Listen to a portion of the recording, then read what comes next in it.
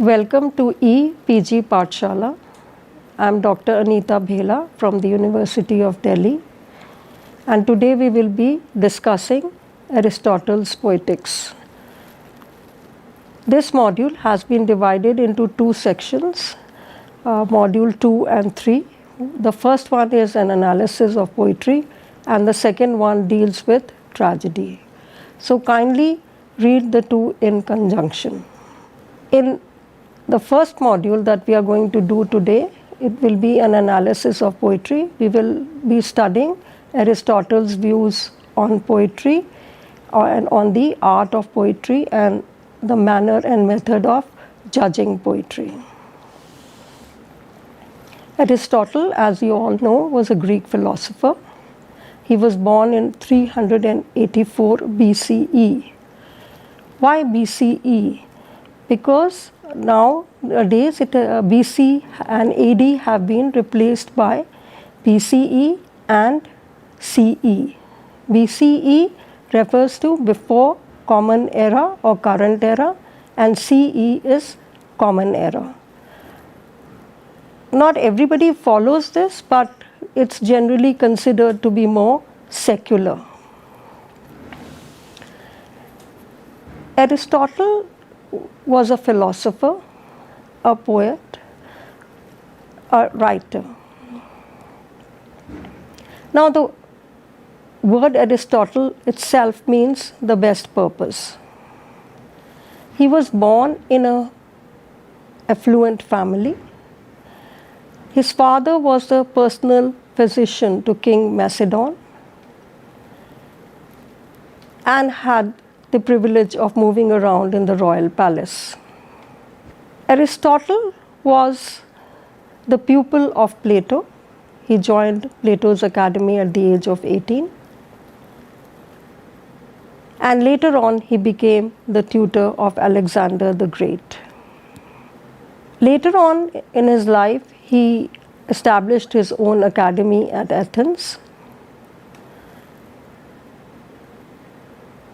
and delivered lectures to his students. We do not have his actual writings, but only the notes which his students had taken or written down. And it's only from these that we get an idea of Aristotle, what Aristotle thought and believed and propagated. Although we have a lot of his views on poetry and poets, and yet there is very little that we know about his views on comedy, because not much has survived. Regarding his family life, he married Pythias and had a daughter from her, whom he also named Pythias Jr. Later, after the death of his wife, he remarried, and his wife bore him a son whom he called Nicomachus. He was named after his father. As I told you earlier, that he was the tutor of Alexander the Great, but later he fell out with Alexander, and when there was an anti-Macedonian sentiment, he had to flee to his mother's place. Later, in 322, he died in Euboea of natural causes.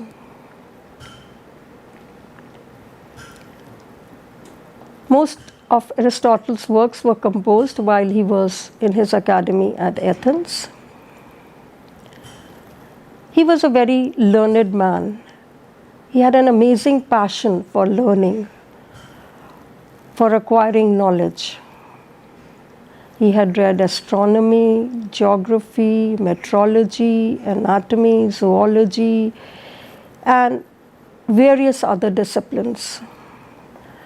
Most of his work can be found in Nicomachecs, metaphysics. He wrote these treatises: metaphysics, Nicomachean ethics, politics, and of course, what we are going to discuss today, poetics. In fact, his knowledge was so great that we could say that he was an encyclopedia of knowledge. And critics like Penny consider him the first genuine scientist. What is Poetics? Poetics is a 26-chapter treatise, and it deals with poetry and the art of writing poetry, on Aristotle's ideas of imitation, the nature of imitation, and also it deals with how to judge and evaluate poetry and how to write good poetry. Here I would like to explain that poetry was used in a very broad sense by Aristotle. It included drama, it included certain types of music also. Just as in Bharat's Natya Shastra, you have what the idea of Natya, that is, but it's not only drama. The principles of Bharat's Natya Shastra apply to all the arts, to painting, to dance, to music, to drama itself, various types of drama, and even to architecture. The Poetics has been and continues to be a very important document which has served the interests of aesthetics for many years and centuries. It was first discovered in translation during the Renaissance, and from then onwards, literary critics have always turned to it, either to agree with it or to disagree with it. Later on, Sidney approved all the unities that Aristotle had talked about. But later, Johnson disagreed with him and said that certain unities were not necessary. Whether for agreement or disagreement, critics always go back to Aristotle. His idea of action in tragedy or in epic has been approved by most critics. Aristotle just does not make statements. He tries to corroborate everything that he says through examples and through actual reference to some poets and artists. The most important thing that Aristotle said was concerning mimesis or imitation. He tells us that how does a child learn? The child learns right from its birth through the act of imitation. He or she tries to imitate the actions and words that are spoken by those around him. So, imitation is ingrained within us. And this imitation, of course, has to be used creatively and intellectually by the imaginative artist. What the artist does is that he can take an action as it is, or he may think of an action as he thinks it is, or he may think of an action as it ought to be. And then on that basis, he can recreate and imitate life. But through his creativity, he can add much to it. In Aristotle's views, life can be duplicated or imitated, or the action of mimesis can take place through the imitation of character or emotion or even of action. Poetry attempts to imitate life through rhythm, language, and harmony. The poet's art is the result of his observance of life. He may observe life in a subjective manner, or he may observe it in an objective manner by standing apart, or he may also observe it by assuming another persona and watching it totally objectively. And the kind of poetry that the artist or the poet produces depends on what is the nature of the imitation. The nature of imitation depends upon the object, mode, medium of imitation. Object of imitation. The major object of imitation is men in action. Art imitates life by presenting men as better than they are in life with sublime qualities, or as true to life as they are, or worse than they are with low morals. It is the real skill of the poet that enables him to represent men of different kinds in a different way, yet they seem to be true to life. The medium of imitation. A poet may represent life through rhythm, language, or harmony. Music is the example of imitation of life through rhythm and harmony. Dancing imitates character, emotion, and action through its rhythmical movements. Verse poetry is an example of imitation of life through language. This includes epic poetry, tragedy, comedy, dithyrambic poetry, and even to some extent music. In this process of imitation, if the artist makes a factual error, then it completely mars the presentation or the imitation. The work is completely destroyed through that error which the poet or the artist makes. Aristotle classifies different types of poetry on the basis of the nature of imitation. He talks about the object, the medium, and the mode of imitation.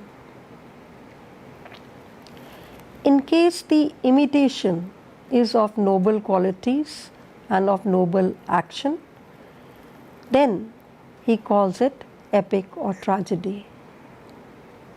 In case it is an imitation of men of lower qualities and lower action, then he calls it satire or comedy. The pleasure that we receive from epic or tragedy and that which we receive from satire or comedy depends on different things.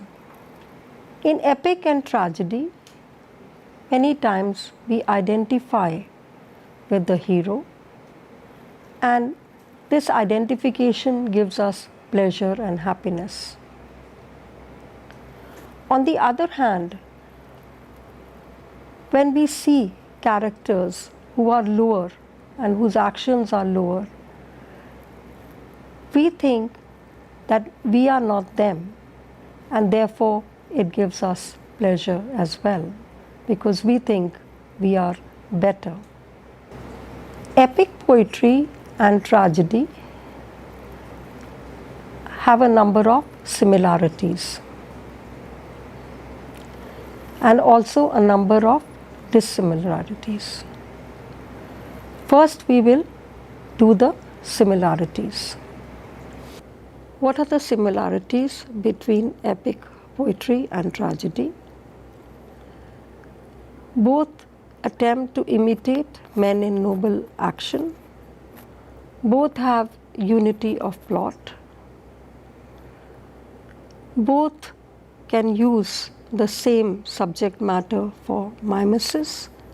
Both can be either simple or complex, and both have all the 6 elements common to them, including peripegia and anagnorisis. Both deal with great and noble deeds, noble actions, and suffering. all the elements of epic are present in tragedy, but all the elements of tragedy are not present in epic. Although there is so much similarity between the two, yet there are some differences. So what are the differences between epic poetry and tragedy? For epic poetry, the medium is language, whereas for tragedy, it is action. The epic is in verse form, tragedy is in dramatic form. Epic is narrated. Tragedy is performed. Epic is confined to 1 meter, that is the hexameter. On the other hand, in tragedy, you may use different kinds of meters to reflect the language and status of the different characters. But the generally used meter is the iambic. Epic uses the device of the imagination for its effect, whereas tragedy uses music and spectacle. The action in epic poetry has no time limit. On the other hand, action in tragedy is confined to a single day. This is what Aristotle calls the unity of time. It should be confined to a single revolution of the sun so that people can believe that it's actually happening while they are watching it. The content of an epic can be longer and more complex, and it can deal with more fantastic events. But since tragedy is meant to be watched, to be seen, therefore Aristotle thinks these elements cannot be used in tragedy. In an epic, many incidents can take place in different places at different times, and the epic poet can keep moving back and forth between them. But tragedy has to be more focused, and it has to take place at one place. Why? Because the audience must believe in the possibility of the actions taking place. To understand the epic, you only need the imagination. But to understand tragedy, to appreciate it, the tragic poet uses music and spectacle, which adds to the appreciation. The epic is generally lengthy, and therefore it is not possible to appreciate it in one sitting. Whereas tragedy, because you watch it at one go, you can appreciate it in a single setting. There is no time limit to the action set for an epic, but as we said earlier, that the action of tragedy has to be confined to a single day.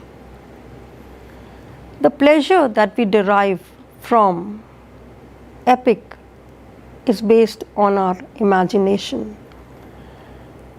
But the aesthetic pleasure which we derive from tragedy is based on what Aristotle called catharsis. Catharsis is the purging of the emotions. For tragedy especially, he says it is the purgation of the emotions of pity and fear. More details about catharsis will be done in the next module when we deal with tragedy. Generally, critics consider the epic superior to tragedy. But Aristotle does not agree with them. Why do they put it at a higher level because they think that whereas the epic is meant for a higher level of people, tragedy is meant for the lower classes because it is performed and they can easily understand it. Aristotle talks of the superiority of tragedy over epic, whereas the critics have always placed the epic above the tragedy.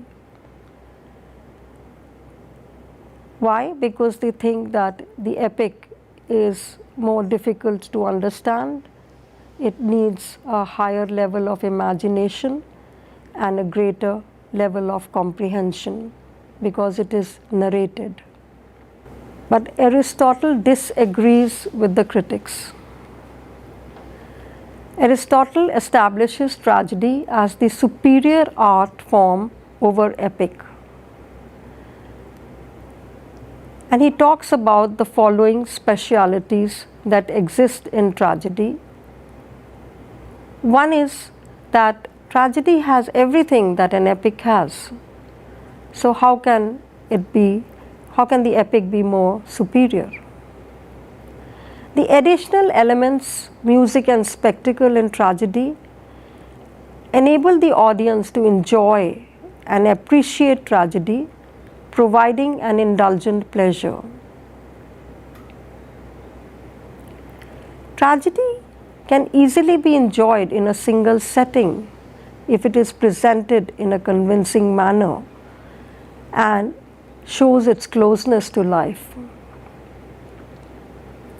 And the most important effect which Aristotle talks about, which is present in tragedy but not in the epic, is the cathartic effect. Catharsis is a medical term meaning purging, and it leads to the purging of the emotions in tragedy of pity and fear, or pity and awe. Why is catharsis important? It is important because it relieves us of our own feelings of anger or pity or fear through the vicarious pleasure that we get in watching some of the actions related to this. Aristotle's concept of comedy, as I said earlier, we do not have much information about Aristotle's writings on comedies because all we have is the notes which his pupils took, and not much of comedy is revealed there. Comedy too is an imitation. It is the imitation of the lower actions of lower people. Of course, it does not imitate ugliness, but only imitates the weaknesses and defects of the lower characters. The idea is not to instill pain, but to show the ludicrousness of some of the actions. But when we watch comedy, we do not identify with the characters as we do with the tragic characters. But we do get pleasure and happiness out of it because we think that we are better than the characters that are being portrayed. Before we conclude, let us see what is Aristotle's contribution to aesthetic beliefs or aesthetic ideas or literary theories. His most important contribution is that he went against what Plato had to say about poetry and poets. Plato banished poets from his idealist state. Why did he do this? He admired Homer, and as Sidney later tells us, in fact, Plato used poetry in his own dialogues. So why did he condemn it? He condemned it because he thought that it rouses passions and does not direct us to be in control of them. Aristotle refuted Plato, his own teacher, and told us that poetry is useful and can be good. And his Poetics then goes on, as we have said earlier, to deal with the art of poetry, of the art of judging and evaluating poetry, and of telling us the idea of mimesis or imitation and the different types of imitation according to which poetry can be classified. Let us sum up. The first chapters of Poetics deal with the art of creating poetry. Aristotle defines poetry as mimesis or the art of imitation. He says the imitation has to be of actions from real life. They should be within the realm of probability. And high poetry deals with men of noble.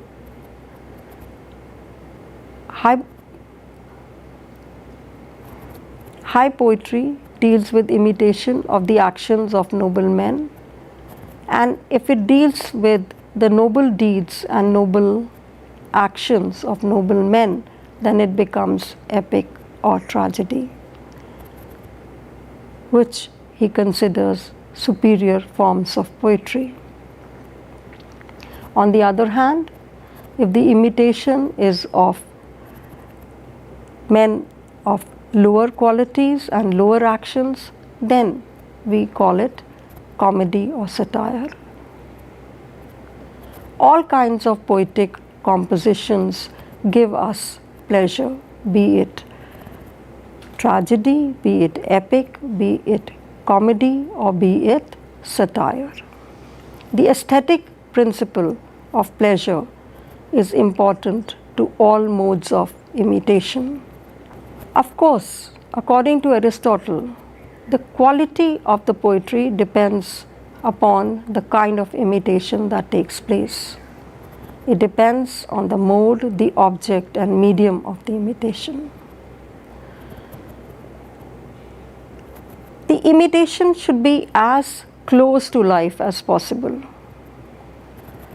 The imitation should imitate life as it is, as we think it is, or as it ought to be, but should always remain within the realm of probability. Any error in this act of imitation can lead to marring the work. Later, Aristotle distinguishes between epic and tragedy. He tells us that there are many similarities, but there are also certain dissimilarities. And he places tragedy over the epic, going against the established norms. Whatever the art form, be it epic, tragedy, comedy, or satire, Aristotle tells us that it must give aesthetic pleasure. The aesthetic pleasure that is to be derived from either reading narrative epics, watching a tragic performance, or a comedy, or reading or watching satirical presentation, we must always receive aesthetic pleasure. The aesthetic pleasure that we receive from tragedy, and which he believes is the highest, he calls catharsis. We will be dealing more with the different elements of tragedy, what constitutes tragedy, in the next module. And for this particular module on an analysis of poetry, please read the e-text. Thank you.